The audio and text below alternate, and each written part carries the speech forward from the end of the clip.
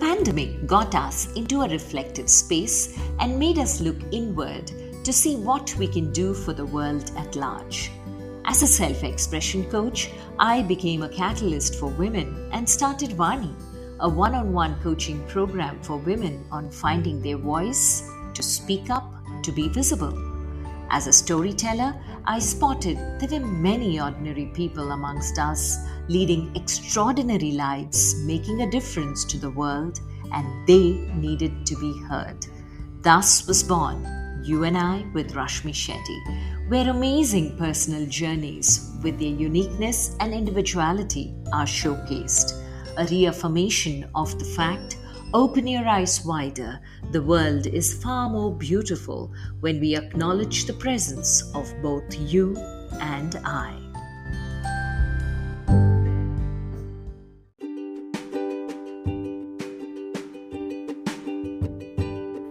In our Amazing Women series this month, our next guest is Prachi Shevgaonkar, a climate entrepreneur and the founder of Cool the Globe, an app for climate action with users from over 100 countries.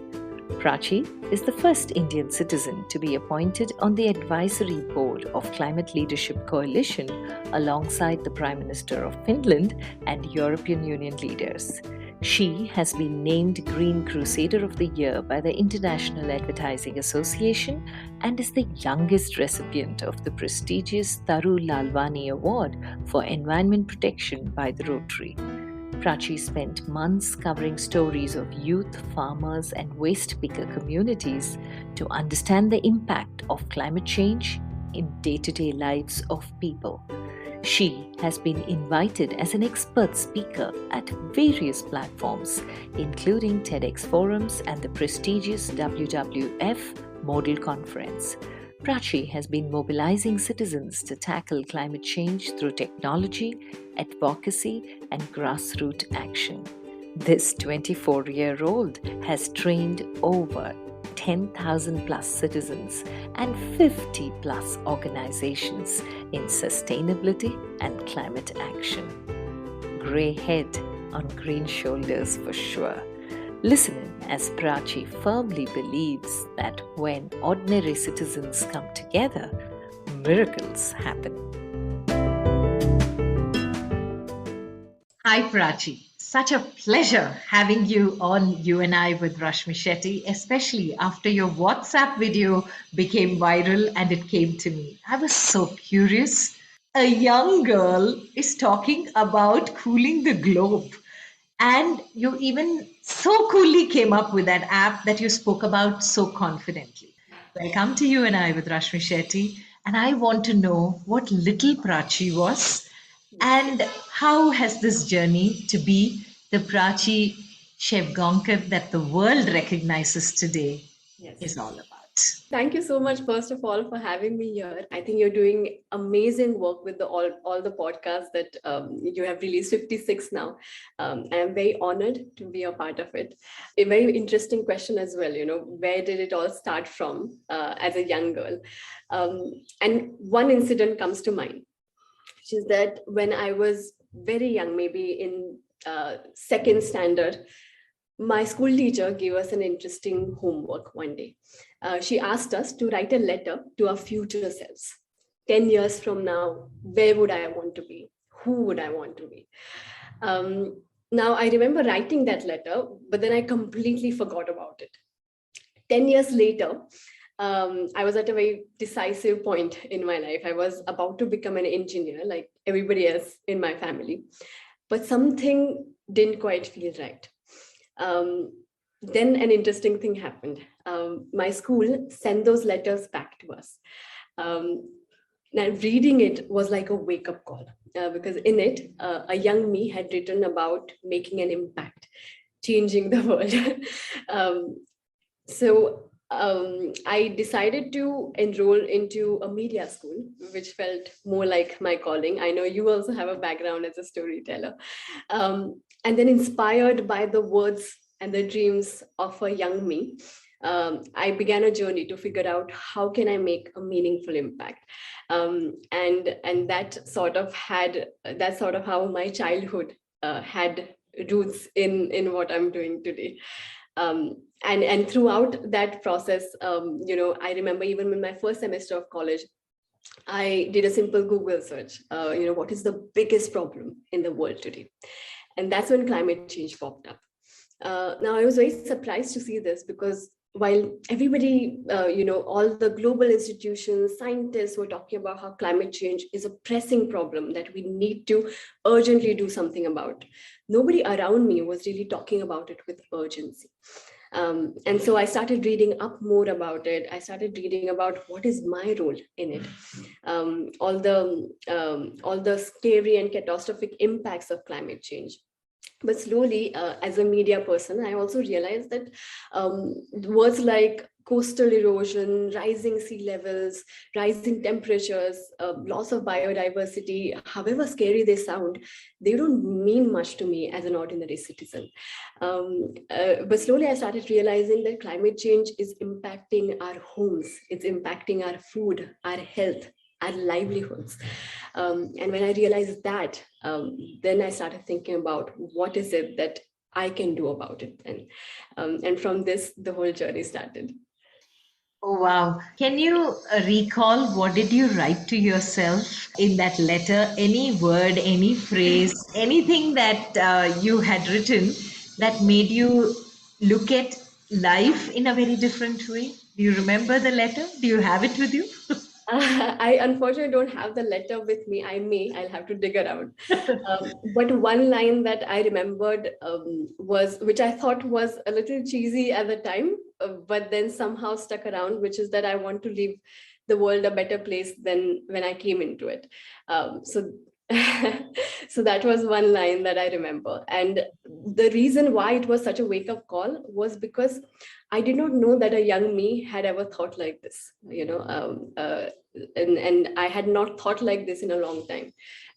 When I was choosing my profession, I was only thinking about myself and not about the impact I would be leaving. And so sort of somehow the words of my younger self triggered that old desire, maybe that old thought. Prachi, how old are you? I'm 24, just turned Yes. 24 last week. So at 24, you are thinking biodiversity, climate change, climate crisis because you Google to see how to create an impact. And at that time, the words didn't make meaning to you as much as it doesn't to a lot of people who are seeing those words, especially after all the IPCC reports that are out and news channels are suddenly speaking. And this has become a topic. But when we talk about all of these, Yeah. and you said it so powerfully when you said it started affecting me, the food I'm eating, the food, the place we are living, the air we are breathing. How did you start incorporating all of this into your thought process? Okay, all of us think about it, read about it, and we let go. What kept you, what is the magnet that kept you attracted to it? Right. So when I started reading a lot about how climate change is affecting me and the role I'm playing in it, it bothered me, and somehow it stops there for most people because you don't know what you can do about it. And climate change seems like this larger than life problem beyond you, and since you don't think you can do anything about it, you forget it. And so one thing that I was always that I was very adamant on coming up with is, what can I do about it at my own level? As an ordinary girl, is there anything I can do about climate change? So I started looking for the answer of that question, which was not very easy to find. So then I went to my parents as well, and I asked them, what do you think we can do about it? And we decided to start from our own home. We took up a simple pledge to reduce our own greenhouse gas emissions by 10% every year. And then why it stuck with me was because, so we started researching on simple activities of mine using which I could reduce my emissions. How could I measure them? What are the different things I can do? And so we started doing a lot of research on this, how we could achieve this target. Then two interesting things happened, and this is why I sort of stuck on this journey. The first thing was that I started having fun. It almost became like a game that I was playing with my family. that this is something that we would do together. It was a process that was enjoyable for me. It also started aligning with the other aspects of my life, so I started cycling more, walking places. It genuinely improved the quality of my life. It also having a sense of purpose, I felt was very rewarding. And the second interesting thing was that a few months into this journey, so many of my friends, my neighbors, citizens around me began to take notice. And they would come to me and say that it looks like you're doing something different, and we would like to be a part of this. And that's when we began thinking about how can I take this individual quest and have global citizens join it with us. And from this, came the idea for a platform, Cool the Globe.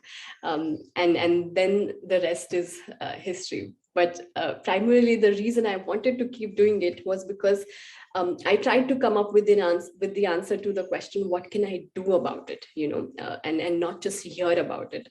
The second reason is because it genuinely was an enjoyable process for me. And the third reason is because so many other people got involved. It wasn't an isolated thing that I was doing. Very quickly, I realized that people want to make a difference. They just need to know how. Powerful. They need to know how. And all of us are reading about it. Very few are making actions out of it and taking it into our personal lives. So, what I loved here is the fact that you said I was learning and it was fun. My family was part of it. So, can you narrate some of the basic things that you started with that made it fun for the young Prachi? I make it sound like you're old now, but for the younger Prachi who set on this journey, because I loved the way you said my entire family was part of this, so it was fun.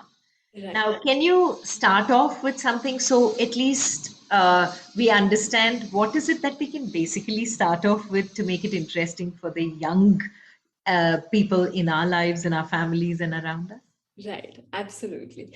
So what we began looking at are what are the different activities we can do, and essentially how can we bring them all under one umbrella, because climate change comes at us in so many different forms that we don't know to make sense of it.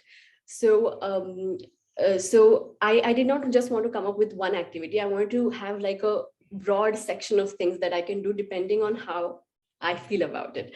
So my grandfather, for example, has been a very vocal proponent of bathing in cold water, and so along with my father, I pulled up the calculations of how many emissions would I save if I take a bath in cold water and not use the geyser for an entire month. And we realized it will save 14 kg of CO2 emissions, which was half of my target. And so then I did that for a month, and my grandfather was so happy with me, and that made me happy as well.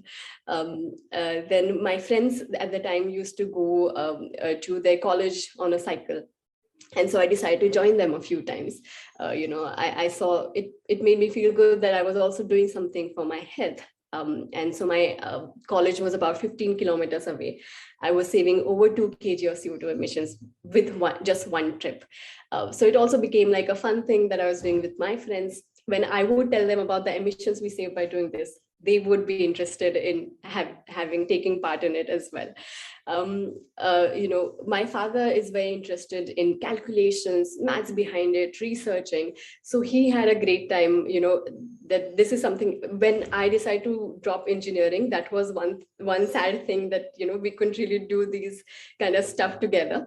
But then that was some quality time we'd spent, So it was like an investigative thing that, we'd pull out different reports, try and make sense of how many emissions we'd be saving with this. So that was some quality time we'd spent together. And then, with my mother and sister, what we would always do is we try and figure out, how can we make the same thing, fun, the same action fun. one of the things that, you can, even if you save up in materials, that saves a lot of CO2 emissions. So my sister found that as an excuse to steal some of my clothes instead of buying new ones. So things like that, there were many actions that we found together, and there were many ways that, we realized how could we make it fun, and how could we make it like a activity that we're doing together. It was like everybody was then, surrounded with a sense of purpose and doing something together. I think that in itself is a fun thing.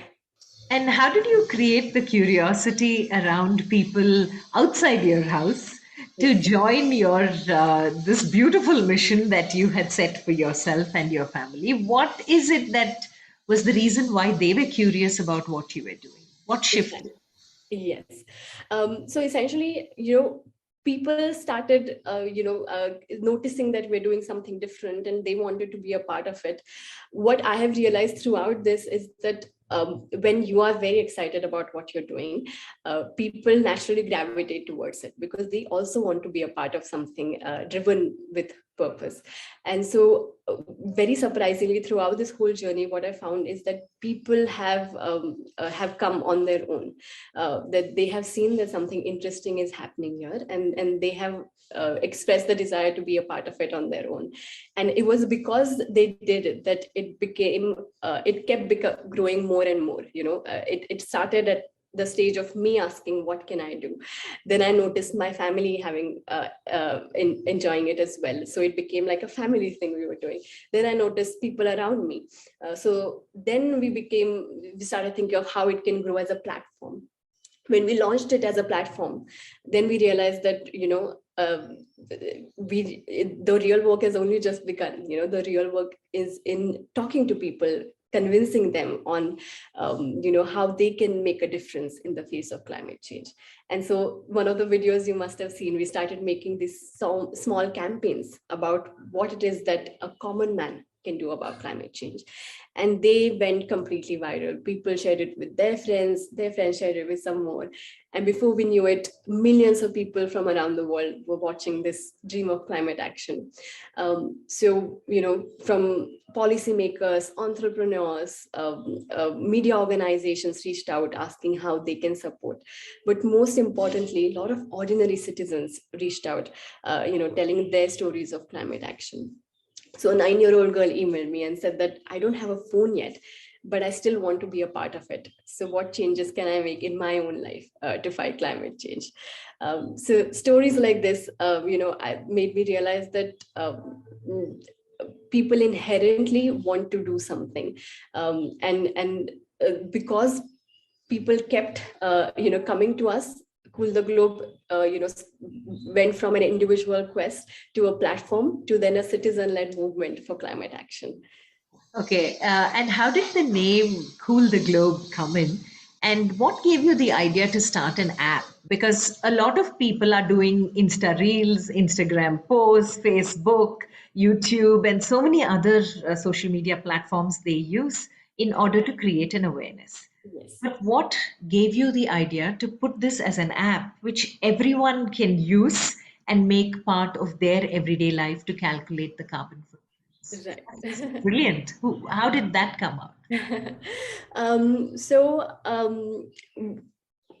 when I began this journey, I realized that, in order to do anything, achieve anything at all, not just climate action, I need two things. I need a clear target in front of me, and then I need to be able to measure my progress on that target. So we see a lot of information around us about climate action. It's become a very big topic now. But even then, just that motivation is not enough. I need an achievable target. I need a framework to reach there. So these things may exist at country level, organization level, but individuals don't have any support system to keep them on this journey. And so it just started from me first looking at whether something like this exists to help me in my journey of climate action. And I really couldn't find any which would make climate action easy and accessible to me in my day-to-day life, and which would also quantify the impact of the small actions that I'm taking. Because if I don't see the impact I'm making, then I don't get motivated to keep at it for a longer time. And so when I couldn't find anything else, then we started thinking, then we must do it ourselves.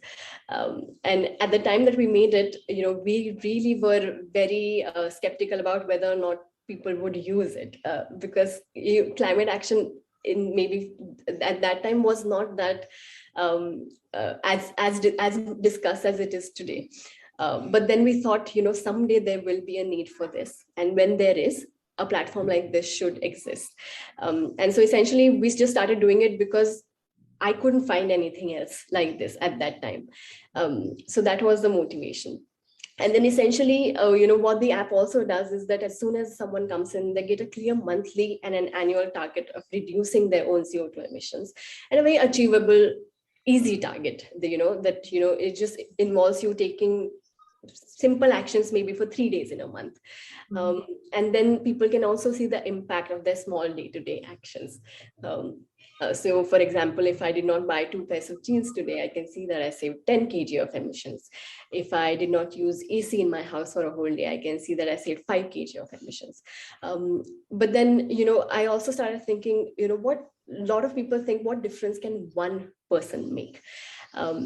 But we believe that when there are many people like us come together, then our collective impact can be very big.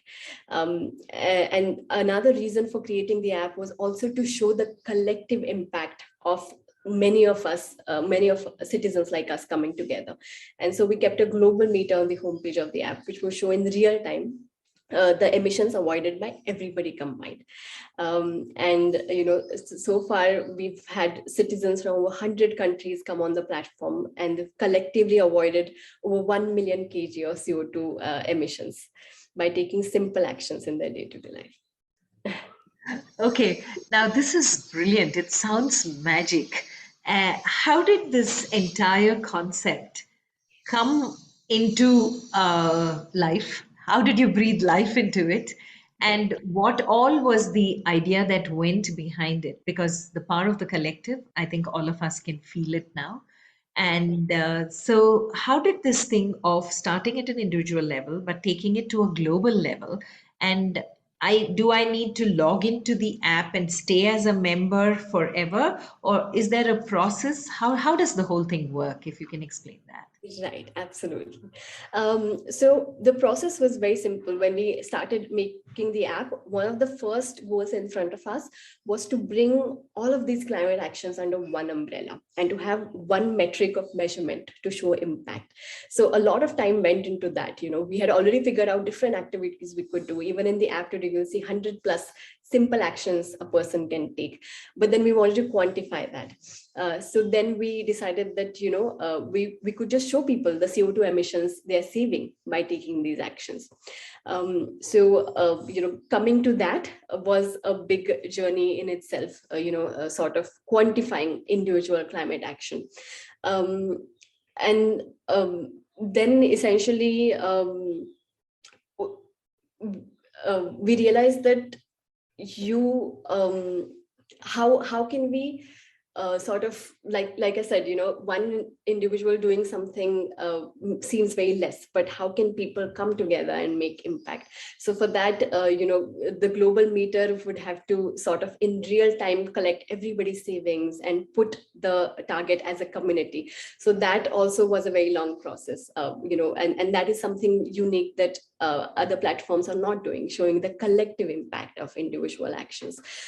So coming to that was also a process. So essentially how the app works now is that we're very clear that there are certain platforms that show your carbon footprint. But what we wanted to do was we wanted to sort of get whoever comes to face with the app should start taking actions right away. So we wanted to drive action through this platform. Even the entry is very easy. You just open the app and it starts right away. You don't have to, answer any questions, or there's no delay. So as soon as you come in, you see your own target and you can start taking actions right away.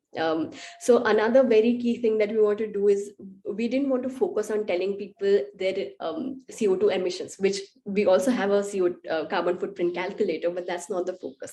The focus is on avoiding emissions. The focus is on starting to take actions right away. So that's essentially how it happens. A user can see a host of simple day-to-day things they can do. They can decide, which one sounds easy for them, which one sounds fun for them. They can see the emissions they can avoid by doing that. They can record, if they've already taken an action, they can record that, and they can see the progress they're making on their user meter, on their monthly and an annual target. And then another thing that we want to be very clear on, that is a citizen-led platform.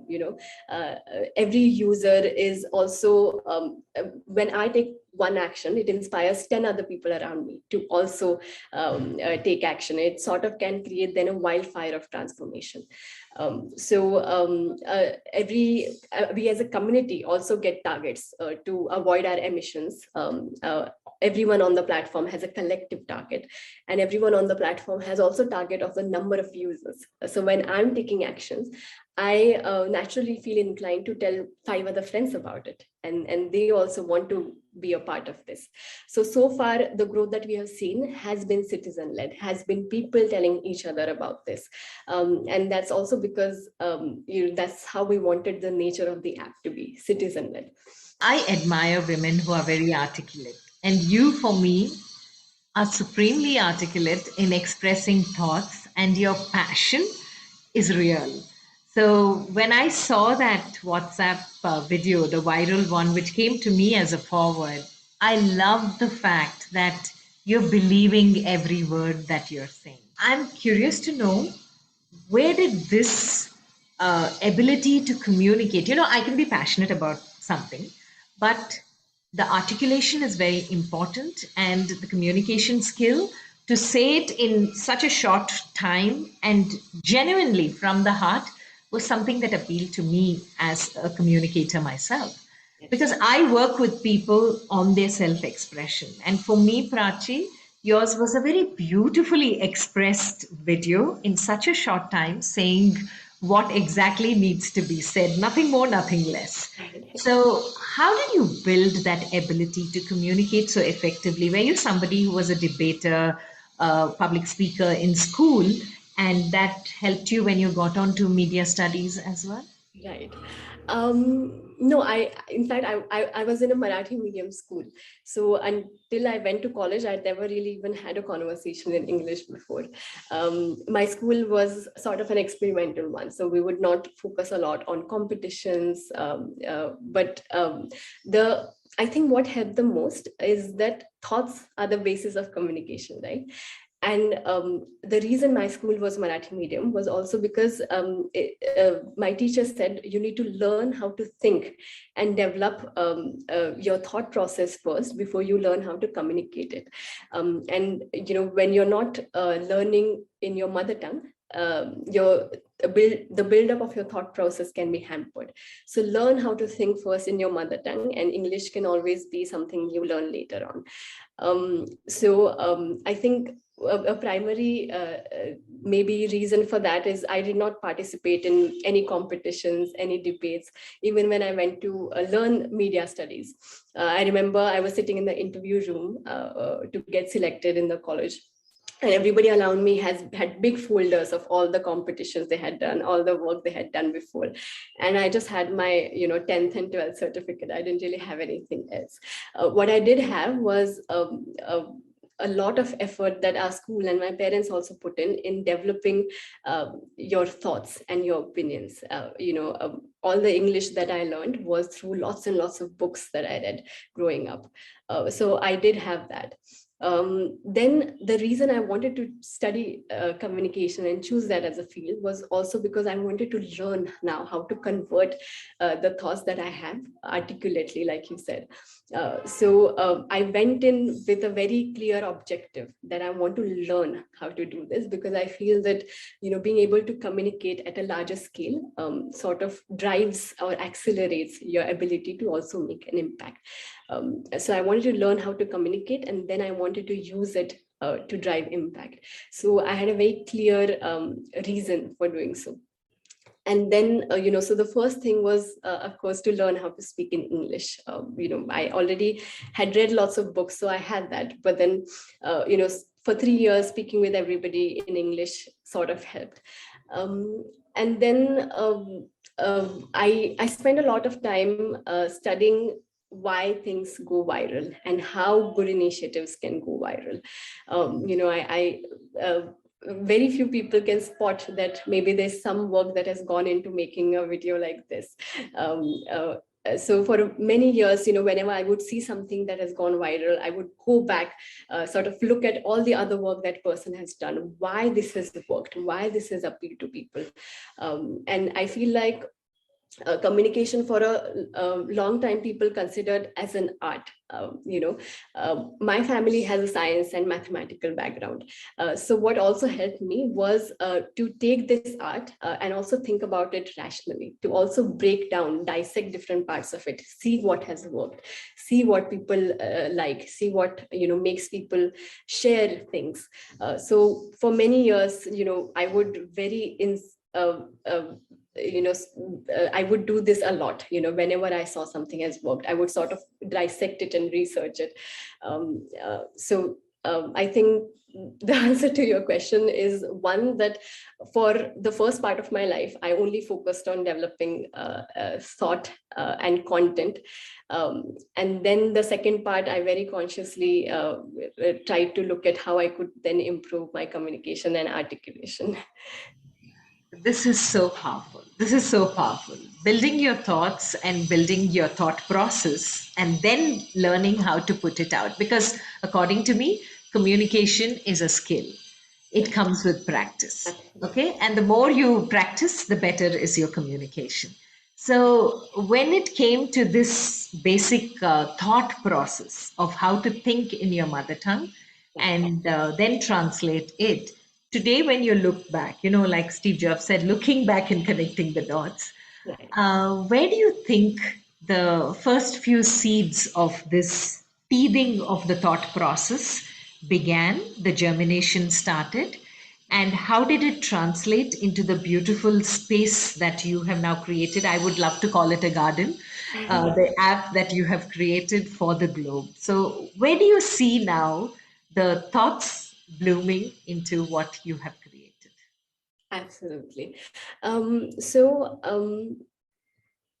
I think it was, I don't know how, like I said, even for my parents, they put me in a very different, unconventional schooling system.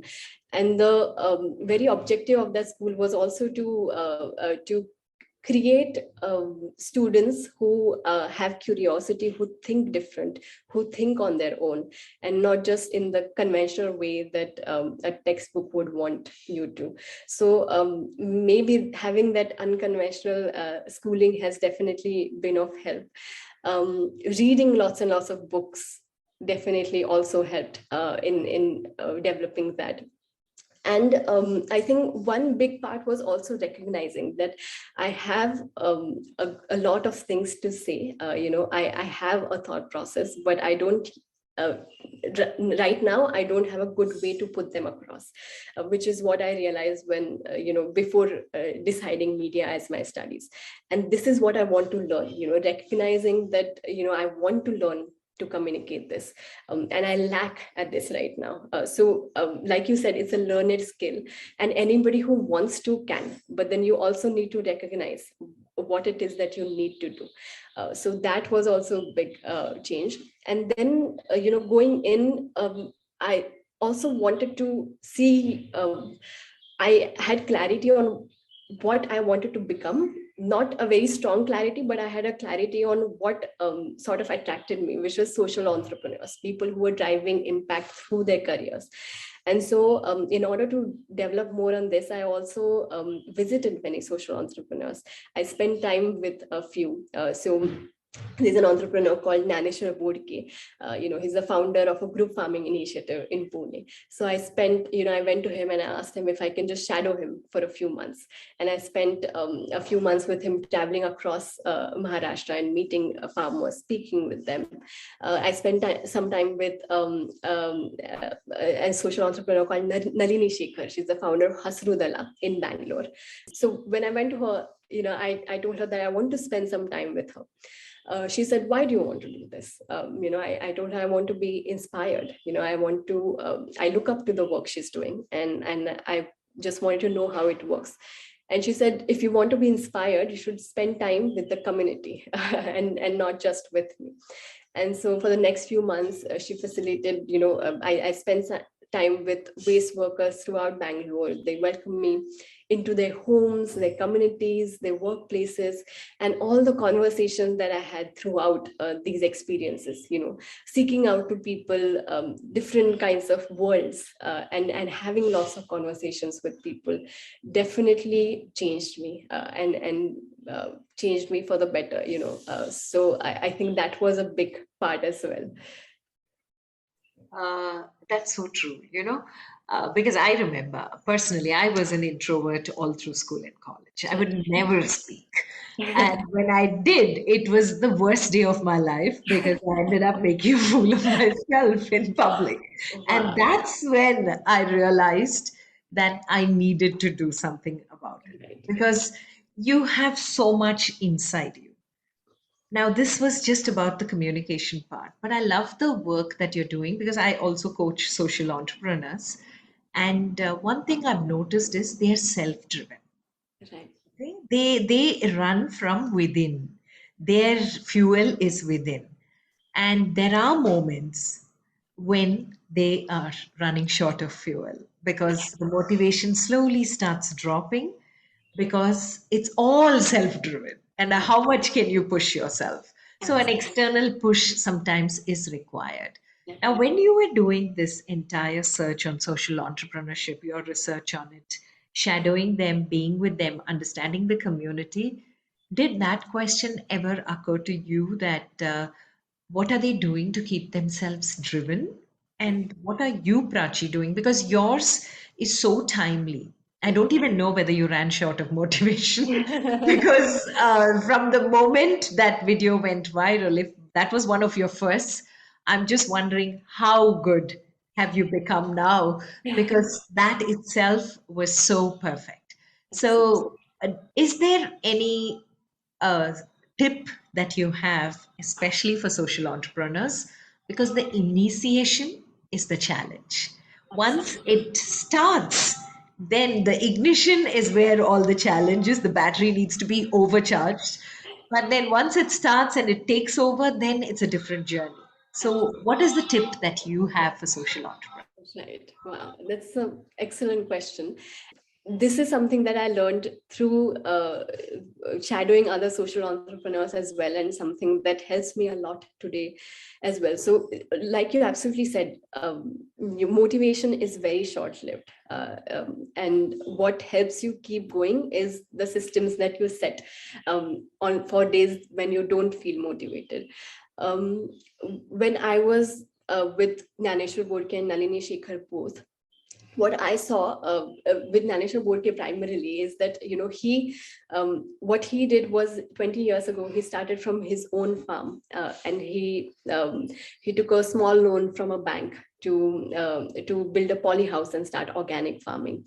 And 1 year later, the bank manager came to his house, and his father got very scared. He thought he had lost their land in debt because he was already very skeptical that this boy who has a job as a peon in some office, a stable job, why is he going back to farming?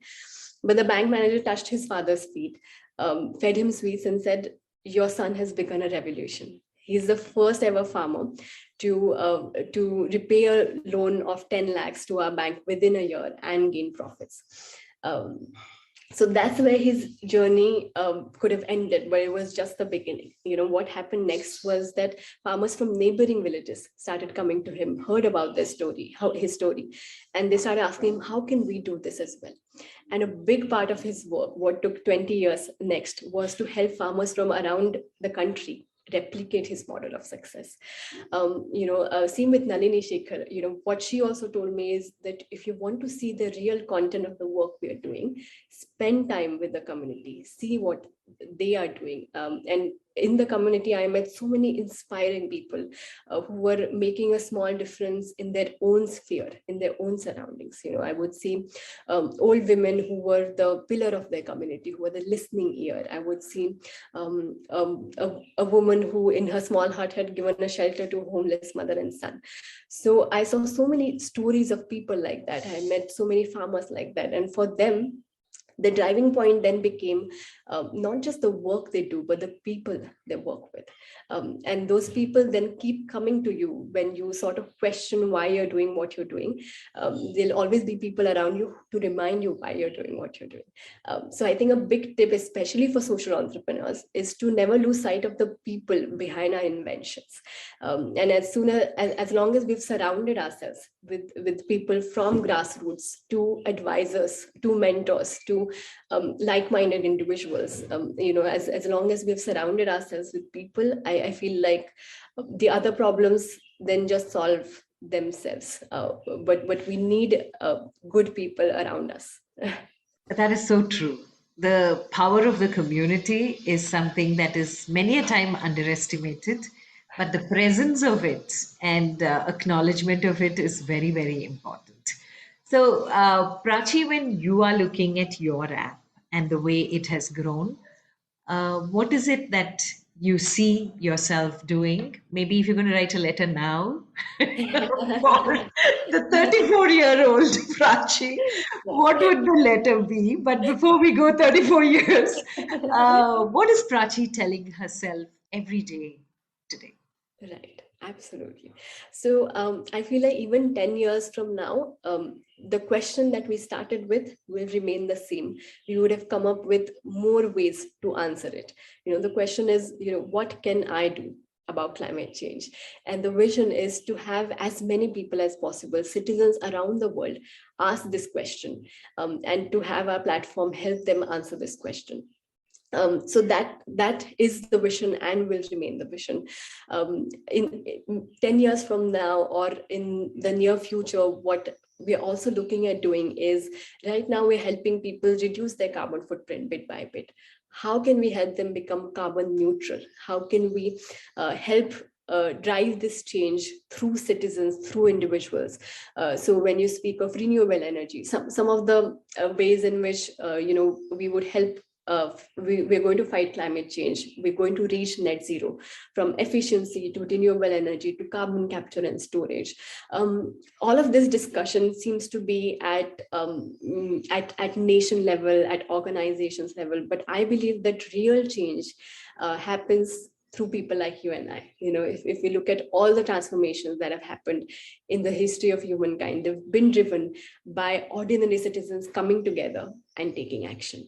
The long-term goal is to see how all of this can come in our homes. So how can each home be powered by renewable?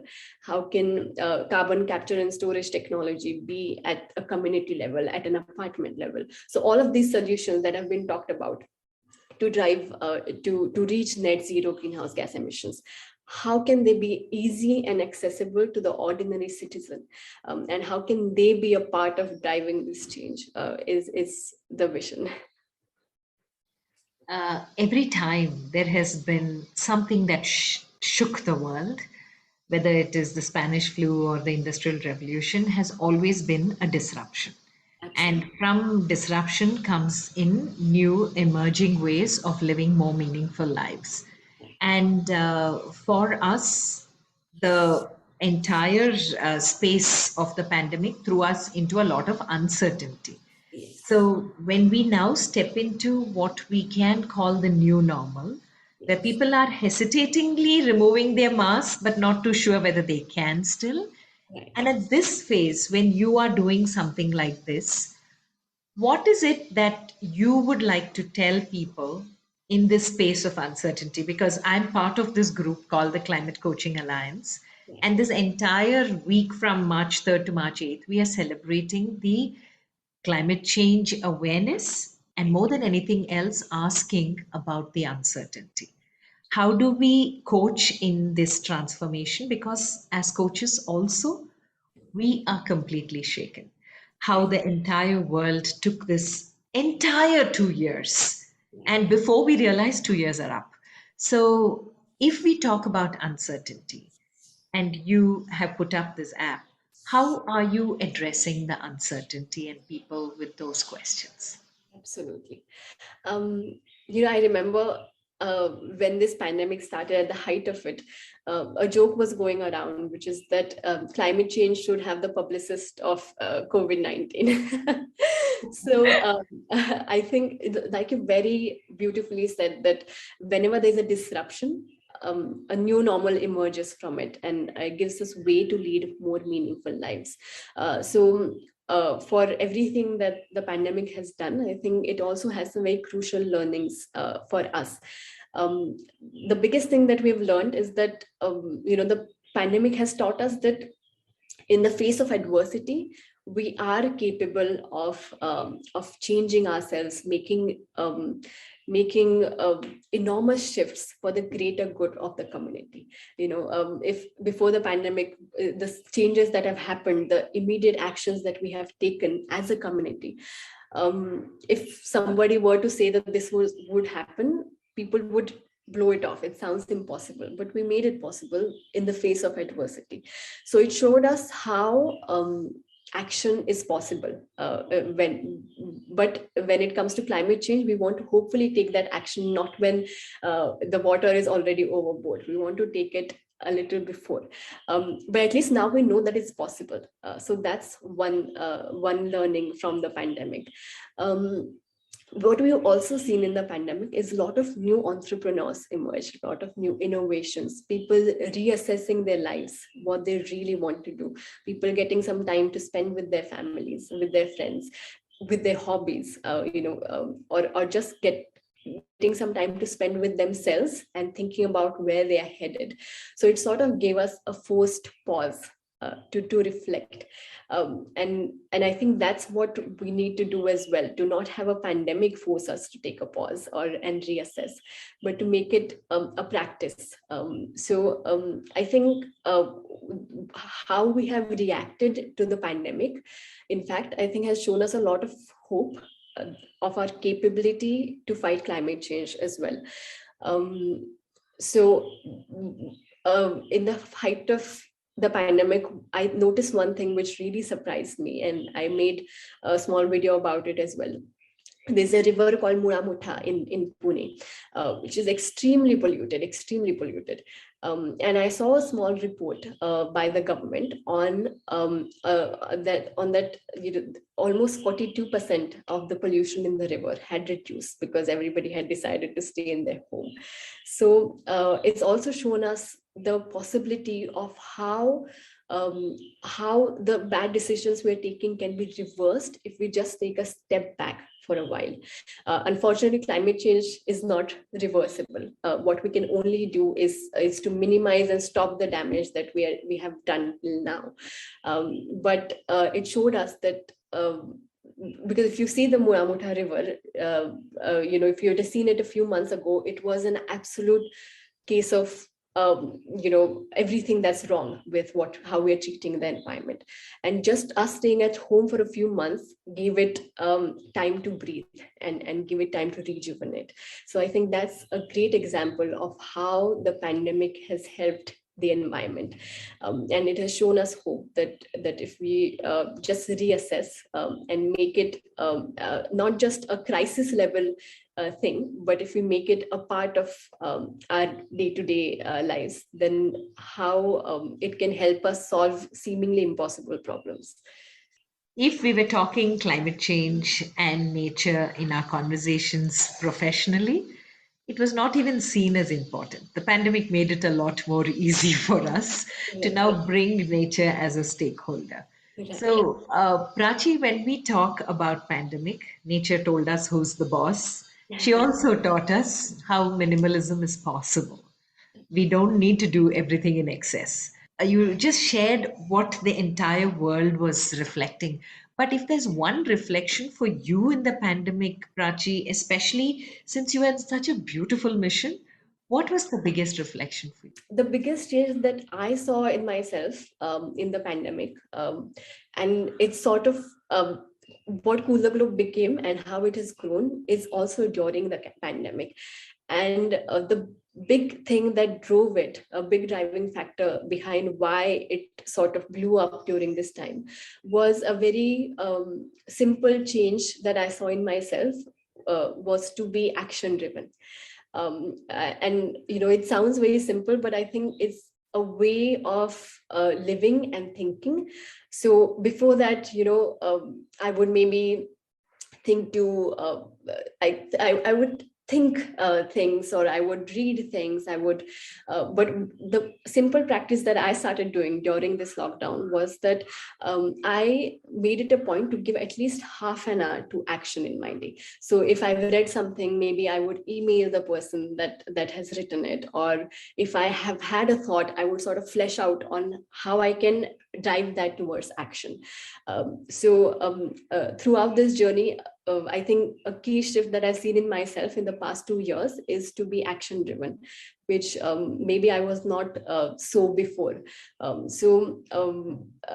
It sounds very simple, and it sounds very obvious, but I feel like it requires a change in perspective and a change in which you operate, to immediately start thinking of next actions, to immediately start thinking of how I bring this to life. Another very big learning for me is that consistency is also very important. So consistency doesn't mean that a lot of people don't start things because they feel like they don't have the time yet, they don't have the bandwidth yet. We put it on someday maybe, but even if we just decide how much time do I have reasonably, and if I just even give 15 minutes a day, a half an hour a day towards bringing it into action, it can bring about a big change. It can bring about a compounding change. So just to take consistent, it can be small actions, but consistent actions every day can bring about a big change. So I feel like that's the biggest learning, to be action driven. Oh my God. Okay. There's so much you have said and seen in these 24 years of your life, which have been magical. And we are at that point where I'd love to know three life lessons that you'd like to leave. I feel like throughout this conversation, sometimes they have percolated. The first one, okay, so I would maybe speak about it in terms of a practice, because lesson is sort of like a motivation, which we've already discussed can be short-lived. Maybe I can speak about a practice that I've taken.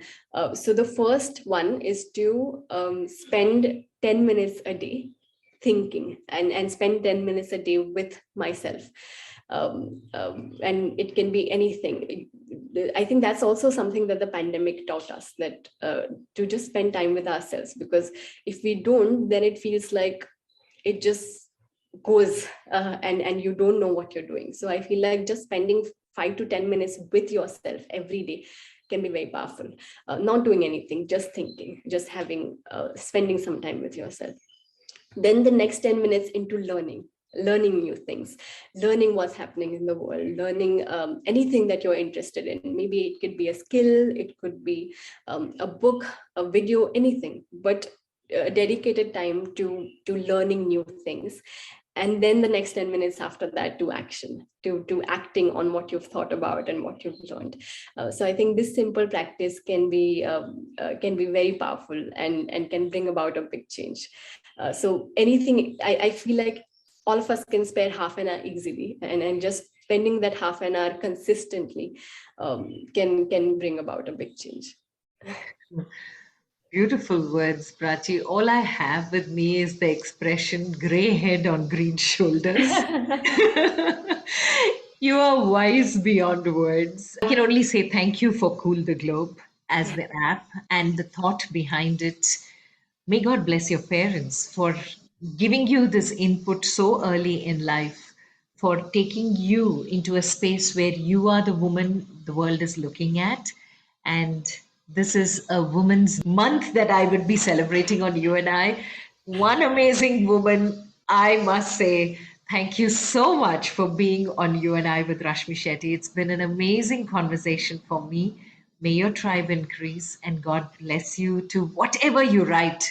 May that come true, Prachi, because people like you tell us thoughts can become words, which in turn can become action, and the action can have the ripple effect to make a difference to the world. God bless you in all your dreams and whatever you want to achieve. Thank you so much for this conversation. Thank you so much for having me here.